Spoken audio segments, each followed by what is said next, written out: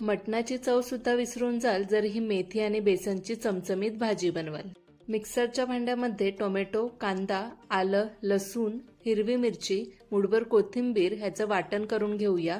एका बाउलमध्ये बेसन, लाल मिरची पावडर, हळद पावडर, गरम मसाला पावडर, जिरे पावडर, चवीनुसार मीठ, बारीक चिरलेली मेथी घालून गरजेनुसार पाणी घालून घट्ट गोळा तयार करून घेऊया।